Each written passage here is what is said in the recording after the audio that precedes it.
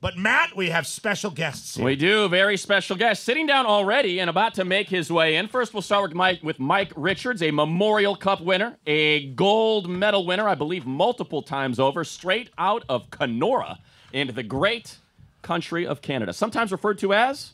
America's hat. America's hat. It's a big-ass hat. He is now acquired June 23rd, 2011, in exchange for a couple dudes to make his way out here to Los Angeles. One of the faces of your Los Angeles Kings, Mike Richards, is with us. It's a good-looking face. Hi, Mike. Damn right. What's happening, Mike? And I believe he's going to come in. He's going to. I think everyone. Oh, he wants to have a. I think he wants a grand entrance. Yeah, play the horns or something. Yeah, grand entrance. Here we go. First ballot Hall of Famer, the only Calder Trophy winner in the history of the LA Kings, an 8-time All-Star, Stanley Cup champion. His number 20 hangs in the rafters at Staples Center, the all-time leading left-winger scorer in the history of the NHL and a Stanley Cup champion, the great Luc Robitaille, president. What's cracking, guys? And we love it when these two guys come in because they've been regulars on our show throughout the season, and we have some listeners here. Kings currently holding down the 7th spot in the Western Conference. An exciting home stretch beginning tomorrow night and Saturday night against the Coyotes and the Flames at Staples. You guys are looking fabulous. What's cracking?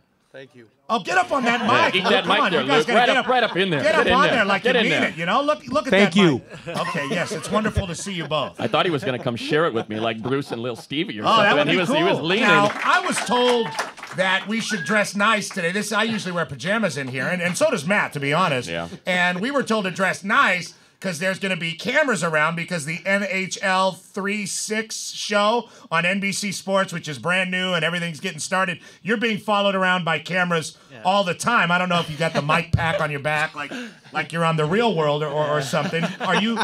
Is this something you're comfortable with? Talk about the experience. I mean, look at me. I put on a button down. I didn't get the memo about dressing nice. Well, you've been following. I can see why, You because and these guys have been Luke following you around. Were these guys in your bed this morning? I mean, what? How far much. is this going? Like, how much has it been?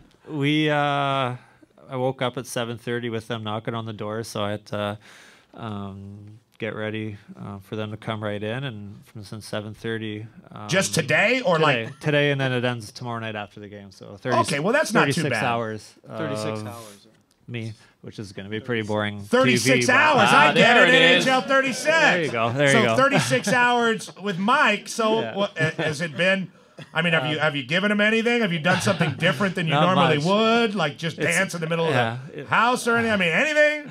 I mean, last time I think they did Nicholas Lindstrom, who Luke probably knows as like the perfect human being, and then they come to me, and it's just gonna be like ratings down. Look at this guy napping all the time. Why does he sleep so much? Like, no pressure though. Yeah, exactly.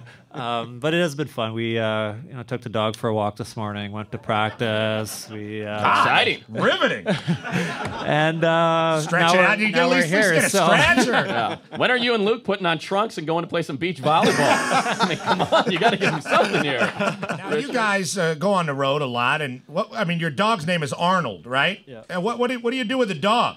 Does it just run the beach while you're gone? I mean, what happened? How do you do that? You're a young guy, single guy here in town. You got a dog. What happens to the dog when you go on the road? That's what the people want to know. Yeah, they. The camera will follow the dog.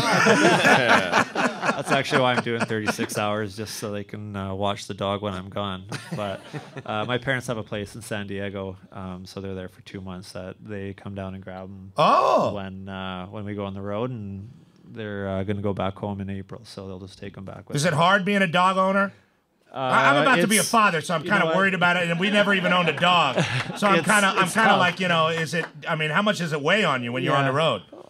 It's tough. I think more so like you can't just leave your kid at home if that's what you're expecting to do when you come to work. But it weighs on you. You know the dog's there and he needs to get let out. But I don't know if you can compare it to having a kid. Well, I don't know because I heard the kids don't move at all. Like especially when they're first born, if you leave them in a room. And I think for the first 2.5 years, you could probably just leave them at home. Sweet, that's great. If I lived downtown and I would see these guys, it'd be 95 degrees and in the middle of whatever kind of month it is here, you get a heat wave going and you you see these guys walking down the street in all these jerseys or sweaters is what they call them, and you say to the guys, "You guys going to the Kings game tonight?" "Yeah, you know it." It's like, of course you are. Where else do you know? I mean, do these guys run up on you? I mean, do you walk wide of a guy in a hockey sweater in Southern California, or do you come right up to him and get your face right up on him? I mean, I don't have much problem with that. I mean, even walking in here today, I was asked who I was and who I was here for. So I don't want to mention anyone's names. We'll have him fired right now. It wasn't me. I just like, oh, so where do I go? And I was like, what's your name? They thought you were here picking up some Rihanna tickets. Yeah. Richards. So, I'm not really I won the giveaway. That's a problem. Mike, do you remember your rap from the Funny or Die sketch off the top of your head? Can you recite? Like, if I provide a beat, if I provide the beat, could you deliver that same? Are you going to provide the beat? I'll provide the beat. If you do you know the lyrics? Honestly, I don't know exactly what it Here, is. you want to give it a go? Ready? I'll give you the beat. Ready? Oh my God. I honestly don't really know. You're not going to do it. I thought he was going to give it. Not going to do That it. is the rap. He was good. He delivered on that Funny or Die sketch. You're going to have to go to Fun Guys here, Matt. It looks good. Oh, yeah, but what's up? It's a great spot. Great Somebody spot asked me today, Luke, if you frost your tips, like if with your hair, you know, like if you put like blonde streaks in there or anything. Is that true? No. Okay, good. Did you ever? And I just wanted to make sure. Back in the early 90s? I've heard there were rumors. Okay, I'm going to take that as a no. Yeah. Silence. An emphatic no. Frost Deafening. my tip. I don't know. That's why That's somebody a new had one said for that. me. I never heard that. You never heard of That's frosting the pretty good. tips? No, But certainly no. you've seen the guys do that, where they have like little blonde streaks in their hair and stuff like that. I think A little Jamie gray, Storr that's used to it. do God, it, that's man. why I love hockey. They don't even know what frost your Storr, tips yeah. is. Jamie Storr You know, we've did. had David Beckham sitting here inside the locker room. Those tips are frosted. And God, are they frosted? It's working for him. Yeah, I suppose it is. Turns You see out. that? You know what, though? I didn't think you looked that good in that underwear commercial. You know? You're on an island, P. I'm I gonna thought he say looked this. spectacular. Fantastic. I have a better behind. I do. My wife said. She said told you? during the My Super wife Bowl, told she me. said, look, you got a better behind than David Beckham. It's true. Did you put on the underwear and just do the same? I could. Yeah. I'd play the song, If too. they asked. I'm sorry, Luke. I'm just saying, you know, it was kind of flat for me. If you could have ice out on the West Coast in the city of Los Angeles like they do, you know, in the Winter Classic. I don't know if it's possible. But can we get the Kings in the dang game? I mean, somewhere? I got to be honest. That's the one thing. Twist that's that guy's arm.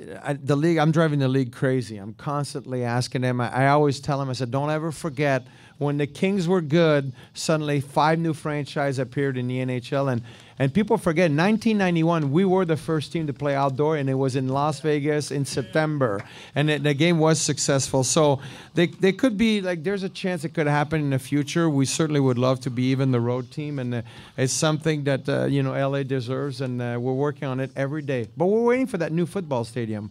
We think that could be a good place to. That to play the would game. be an ideal spot. Wouldn't be a bad idea. Guys wouldn't have to walk far.